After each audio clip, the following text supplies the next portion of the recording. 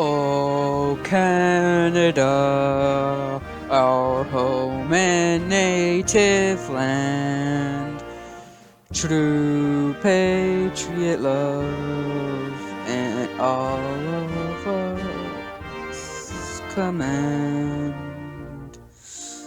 With glowing hearts we see thee rise, the true north, strong and free.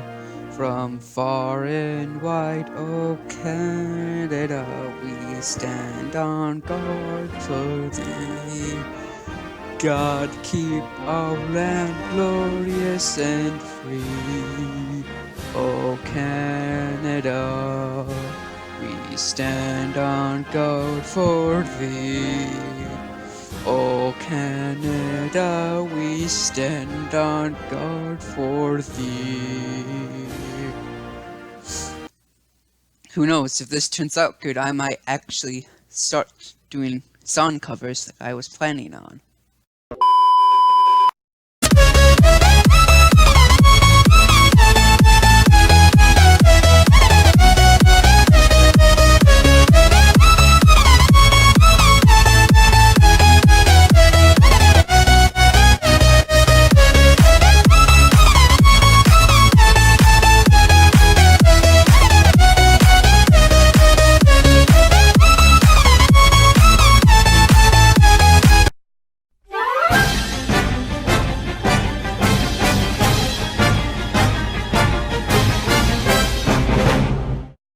Hello everyone, Austin here, and if you saw my little performance in the beginning of the video, that's because we're reacting to a Canadian YouTube channel called J.J McCullough, who's a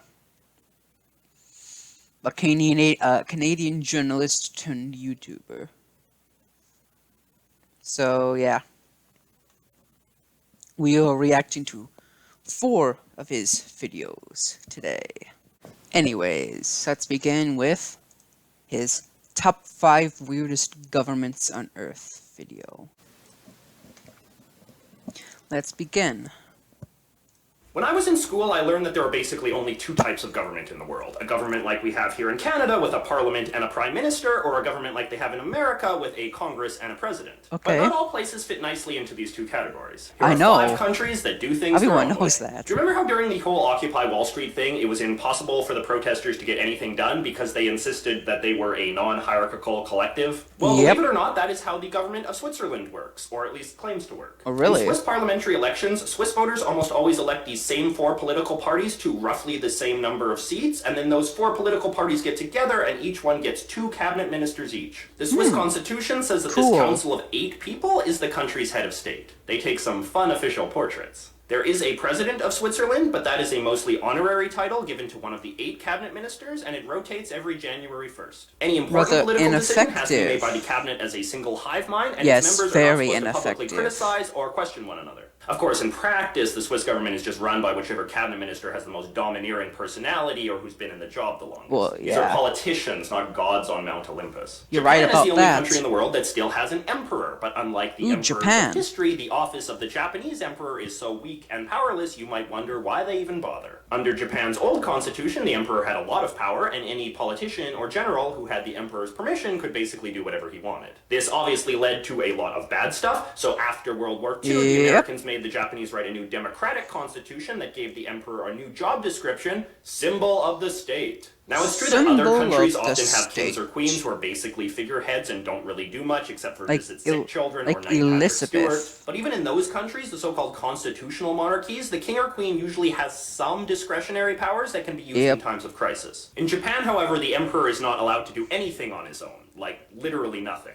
The Constitution explicitly says that he shall have no powers related to government, and he can only even do the ceremonial stuff with the permission of cabinet. So this raises an interesting question as to whether or not the Japanese emperor is even part of the Japanese government, or is just some sort of official prop, like the national flag or the national animal.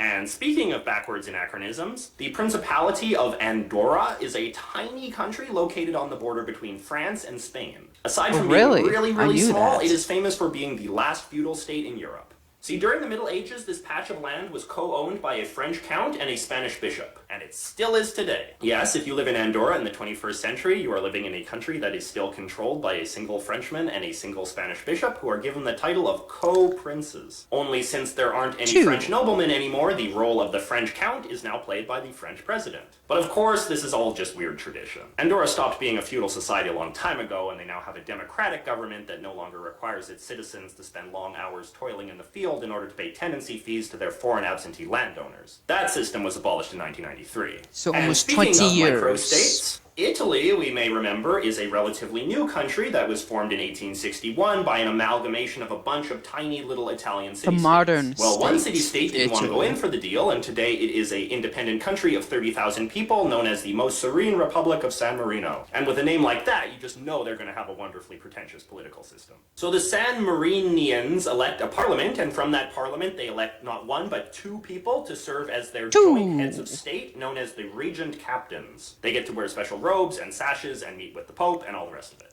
The captain's terms last for 6 months, after which, and I swear I'm not making this up, there is an official 3-day period for the citizens to complain about everything they did wrong, followed by a national holiday.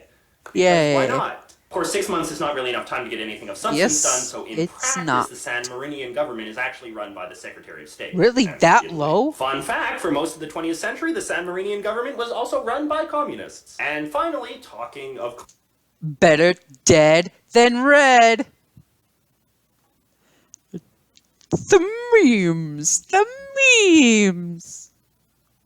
Communists. North Korea's government is very weird, but you probably already knew that. But did you know that our old pal Kim Jong-un is not...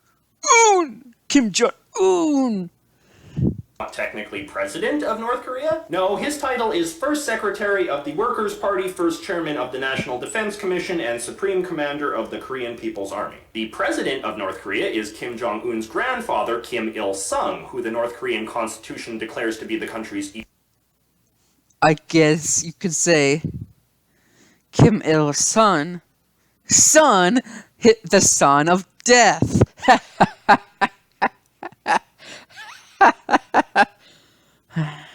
Eternal president, despite the fact that he's been dead for 20 years.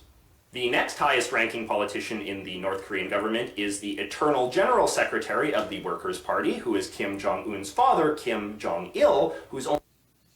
I guess you could say Kim Jong-il was ill because he died. Jokes about dead dictators. They always make me laugh. Talking to me about German dictators, and I can tell you a joke about the gas bill. Only been dead for a sprightly 4 years. This means that North Korea's political system, properly understood, is a mortocracy, or rule by the dead. This is also the system of government used in places such as Raccoon City and Halloween Town. So anyway, the point is, no matter how bad your country's government might be, at least you can take comfort in the fact that you're not being ruled by 2 generations of corpses. How's that for damning with faint praise? His last quote reminds me of something. So overall, I like that video. It explains about 5 governments that most people don't really know about. But his last quote in particular reminds me of a phrase.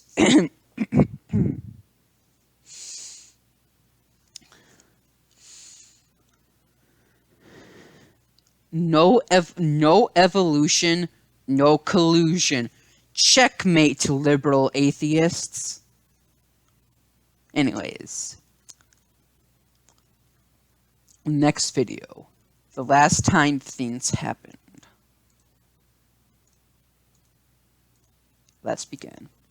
In 1912, a woman named Florence Green died. She was 110 years old and the last surviving veteran of World War I. Her death marked a long-delayed, highly symbolic end to an important historical era. But then again, long-delayed, highly symbolic ends to important historical eras happen much more than you might think. You want examples? Here's 5. The telegraph was invented in 1844 by a guy named Samuel Morse, and for a long time it was the world's only effective means of long-distance communication. But then some other guy came along and invented the telephone, and suddenly everyone The telly. stopped caring. Everyone except the telegraph industry, of course, who went into several decades of denial, hoping that their customers would eventually come crawling back. Western Union, which had been America's preeminent telegraph company in the 19th and 20th centuries, only sent their final telegram in 2006. But the world's final telegram wasn't sent until 2013, when India's long-standing government-run telegraph service officially closed its doors. The headlines were predictable. Latin... Just think. You're the last government on Earth to send a telegram. You could come up with a fairly creative message about the end of an era, but no. You just sent stop. Really, India. I expected better. Used to be the language of the British elite, as anyone who's looked at a British coat of arms or university motto can easily attest. This was the big idea of William the Conqueror, who considered English an unsophisticated peasant language and tried to suppress its use as much as possible in favor of Latin, God's language. British courts continued to use Latin as their dominant language until 1731, at which point Parliament changed the laws and required judges and lawyers to always speak and write in English. All languages are God's languages.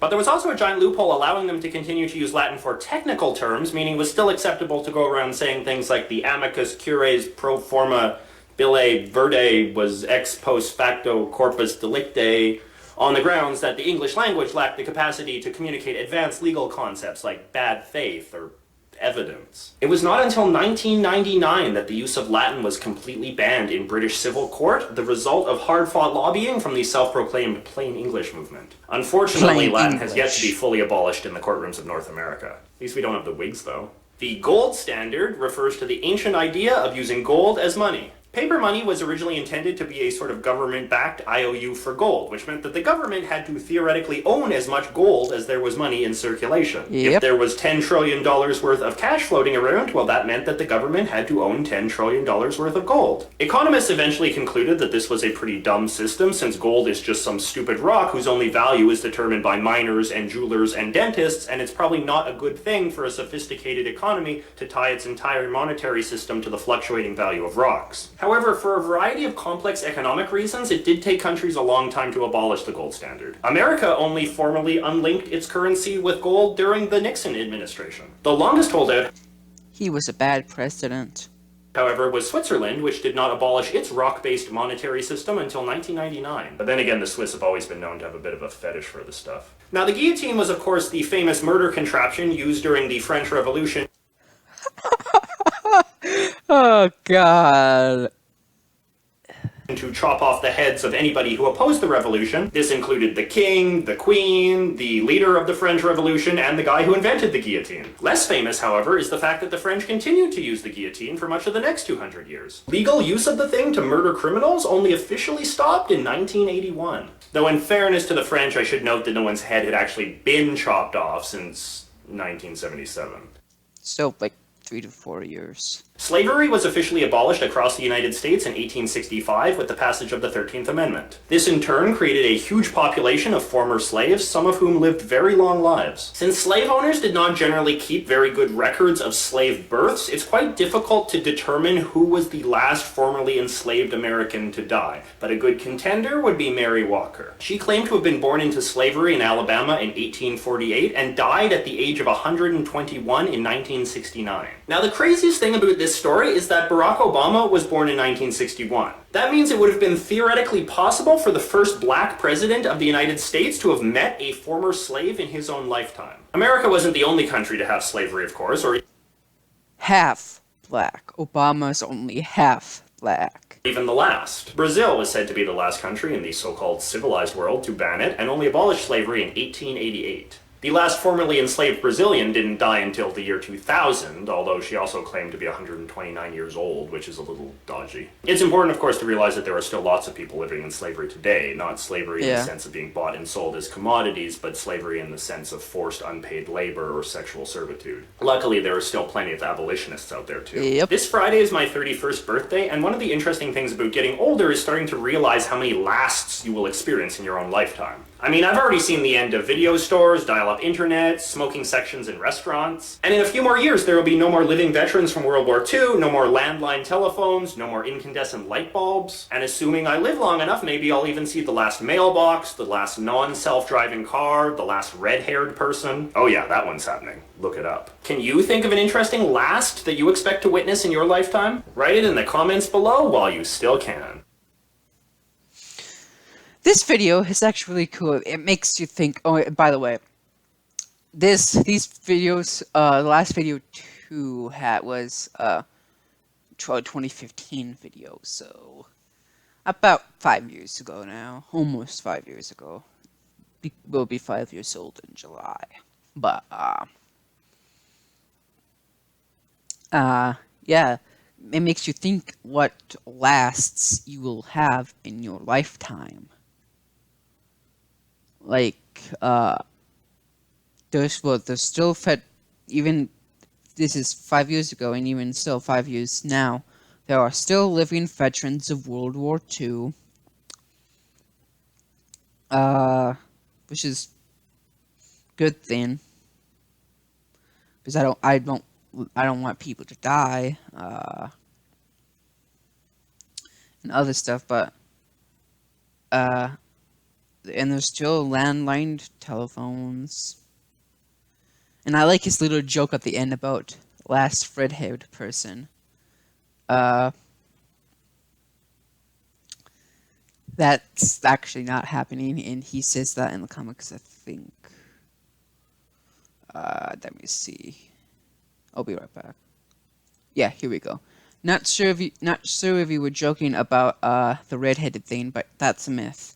The redhead gene survives in an incredibly large number of people throughout the world, although it's obviously primarily restricted to people of European descent.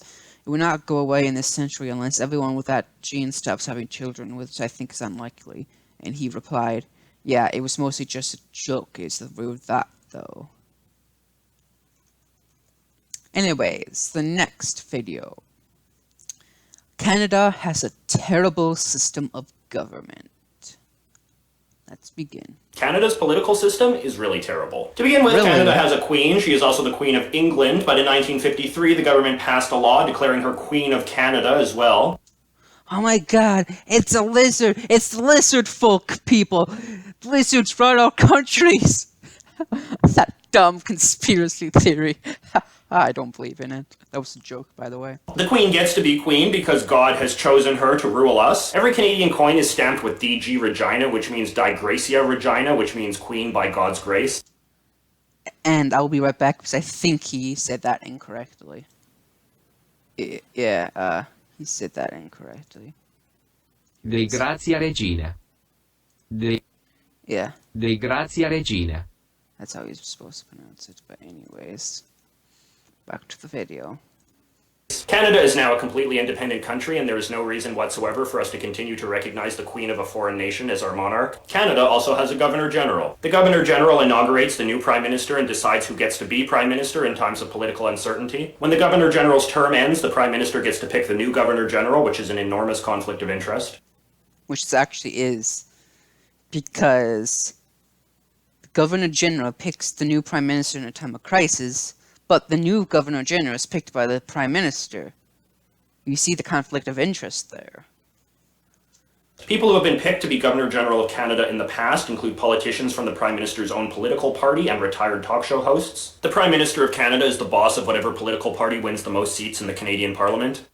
Although these days, when you read the Canadian newspapers, you come across a lot of editorials that say there's nothing wrong with the Prime Minister being the guy that won the second most seats instead. That's for the Governor-General to decide. We should all trust the Governor-General. The Prime Minister of Canada is extraordinarily powerful. He certainly holds a lot more power than the American President. The Prime Minister of Canada gets to appoint the entire Cabinet of Canada. He gets to appoint judges to the Supreme Court. He gets to appoint the heads of the military. He gets to appoint the heads of all of the bureaucratic departments. He gets to appoint the president of the state-run news media and pretty much every other figure of consequence in the Canadian federal government.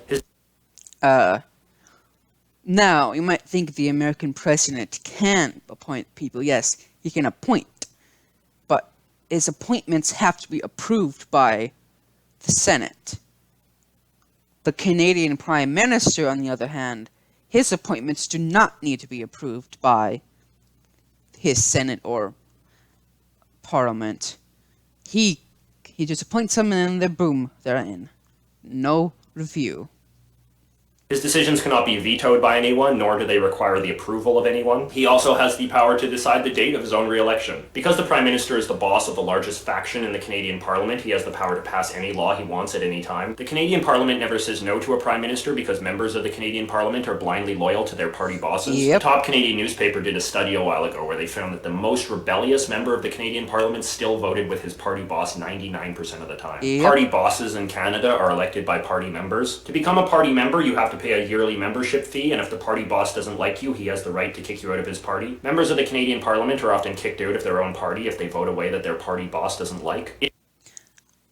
Think of the party members choosing their party boss like presidential primaries here in the United States. It is estimated that only about 1% of Canadians are members of political parties and thus eligible to vote for party bosses who become the candidates for Prime Minister in a Canadian general election. Yep. If a Prime Minister dies or resigns in office, the members of that Prime Minister's political party get to choose the new Prime Minister. This means it is entirely possible for the Prime Minister of Canada to be elected by less than 1% of the Canadian public. Yep. About half of all Canadian Prime Ministers have been chosen this way. I should also note that all Canadian Prime Ministers, Governor Generals, and political party bosses are expected to be fluent in both French and English. Only about 17% of Canadians are fluent in both French and English, meaning the vast majority of Canadians are excluded from their own government's top jobs. Canada also has a Senate, which is not elected. Senators are appointed by the Prime Minister and serve until they turn 75. Senators used to serve for life, and this didn't end until 1999. The Senate does nothing but blindly approve bills passed by the elected Parliament. This makes it a gigantic, redundant waste of money. Canadian senators are entirely unknown to the Canadian public unless they get busted for corruption scandals, which they often do. It is impossible to fire Canadian senators, even if they get busted for corruption scandals, which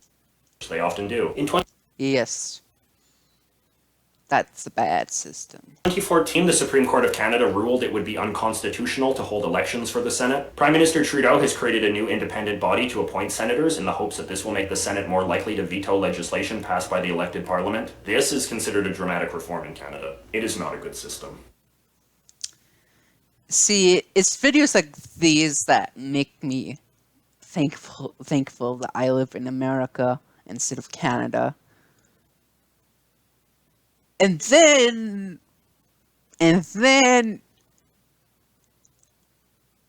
I have to compare that system of government to who we have in power right now, and I really don't want to get into him, he who should not be mentioned, but yeah. Anyways, the last video we're going to watch of him is 10 dumb Canadian foods. So, yeah. Hello, I'm JJ, I'm from Canada, and today we are going to talk about dumb Canadian foods. Little thing. He's from Canada, but he likes to... His running gag of his is that whenever he talks about something from Canada, he has an American flag in the background, so...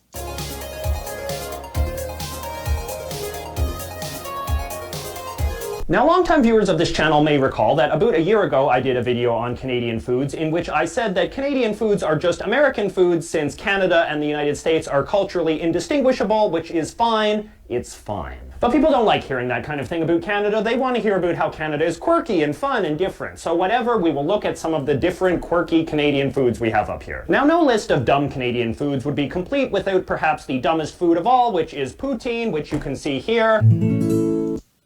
I have not had poutine, but you can get poutine here in, I don't know, all of the United States, but I know at least Minnesota you can. Poutine is basically just French fries that have been covered with goopy cheese and gravy. The thing about poutine is that if you don't eat it really quickly, it solidifies into this big congealed clump like this.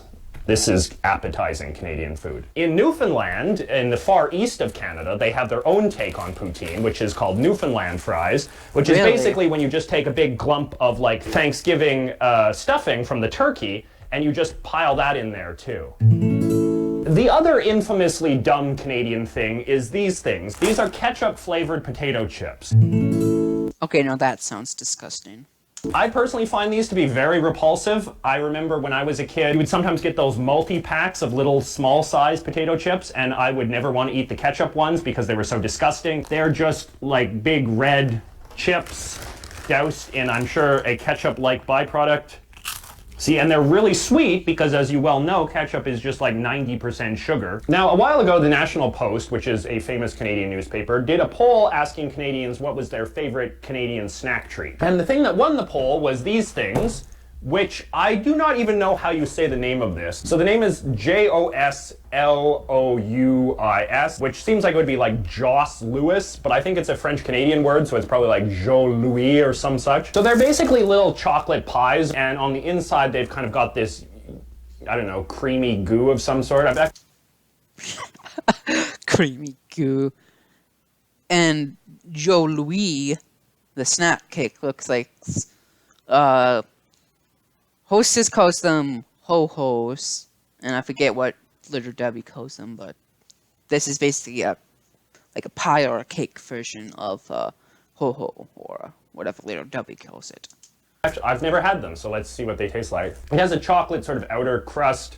On the inside, it just tastes like a generic white, you know, Safeway cake sort of batter, and then it has generic Safeway cake icing as the filling inside. So if you want all of the culinary thrills of attending a child's birthday party, I recommend buying one of these Joss Louis cakes because they more or less taste the same. So in addition to picking foods that are sort of stereotypically Canadian, I was also thinking about foods that have names of Canadian places in the title, such as this stuff here, which is Saskatoon syrup. Now, Saskatoon syrup is some sort of syrup that is made of the Saskatoon berry, which is a berry that is found in Saskatchewan. Sorry about that, I was interrupted by my mother. In Saskatchewan, which is a province of Canada, perhaps best known for being name-dropped in a Muppet song. Province of Canada, Saskatoon berry, which is a berry that is found in Saskatchewan, which is a province of Canada, perhaps best known for being name-dropped in a Muppet song. Hey, LA, where have you gone? Send someone to fetch us. We're in Saskatchewan. I have never been to Saskatchewan because it is a province with no redeeming qualities, and I'm unfamiliar with what their syrups taste like, so let's just try a swig of this. Tastes like blueberries, but maybe a little bit more sugary.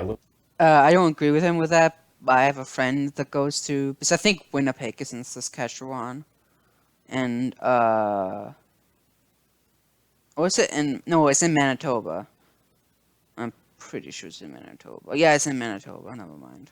A little bit more rich. Okay, next we have perhaps the most iconic food of the city of Montreal, which is a Montreal-style bagel. I am not a bagel connoisseur, so I cannot tell you exactly how a Montreal-style bagel is better than any other kind of bagel. To spread on the Montreal-style bagel, I bought this Winnipeg-style cream cheese. I do not know what Winnipeg-style cream cheese is like, but if it is anything like the dreadful city from which it emerges, I imagine it is quite boring. Yep.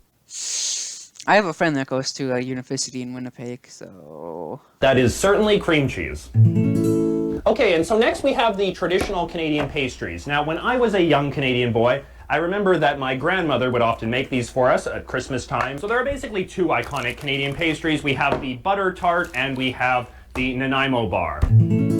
Every list of Canadian foods you will see on YouTube or any sort of internet slideshow will always contain these two things. They are very iconic. The Nanaimo bar is named after the city of Nanaimo, which is in British Columbia, which is where I live. It sort of has a chocolatey, grainy layer, and then it has like a layer of some sort of suety icing goo, and then it has a thin layer of chocolate on top of that. What I associate them most with is when you're going to a buffet, and then they will always have the dessert table at the buffet, and they'll always have little squares and things to eat. And they will always, in a Canadian buffet, there will always be Nanaimo bars at the end. And the other thing is a butter tart, which is just a kind of flaky pie tart shell, usually very thick, that is full of a kind of goo that is made of sugar and butter, and usually has raisins in it as well. All right, what next? This is Canadian-style rye bread.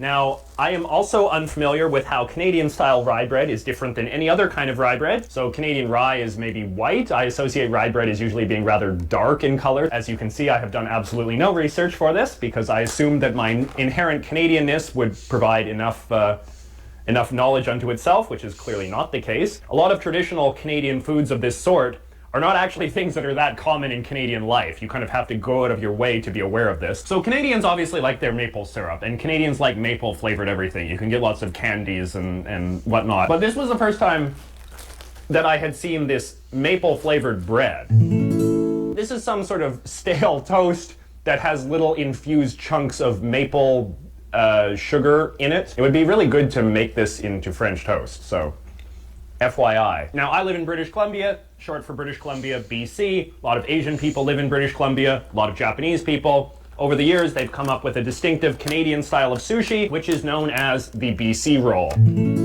The BC roll contains barbecued salmon skin. The salmon is a very iconic fish in the Pacific Northwest, which is where British Columbia is located. Frankly, I prefer the California roll, but still, it's fun that Canada has its own distinctive sushi, right? Now, Canada is a big potato-producing nation, which I suppose is probably where the poutine thing maybe comes from. And the two most economically useless parts of the country are the ones that produce the two most iconic types of potato. So we have the Prince Edward Island potato, which comes from the province of Prince Edward Island, which is this tiny island in the Atlantic Ocean. Potatoes is perhaps the only thing that the tiny province is known for. And then we roasted. also have Yukon Gold potatoes, which are potatoes that, if I cut it open, you can see have this distinctive yellow flesh, much like the gold in the Yukon. So there you have it, 10 stupid Canadian foods. Now, if you are a Canadian watching this and feel I have made some horrible omission in my cornucopia over here, please let me know in the comments below. And as usual, if there's anything else about Canada you'd like to learn more about, let me know in the comments below as well, because as much as my love affair with my own country is lukewarm at best, I do enjoy sharing these kinds of things with other people. And that about does it for now. Like and subscribe. I'll see you guys later. Okay. So that was my first reaction video. I didn't expect it to go nearly as long as a typical gameplay video. But, anyways. This is obviously all this video is going to be. So drop a like on this video if you enjoy it. Comment if you want. Hit the subscribe button if you want to see more of my content. And stay tuned for more of my videos. But for now, this is Austin signing off. And don't forget to stay awesome, everyone.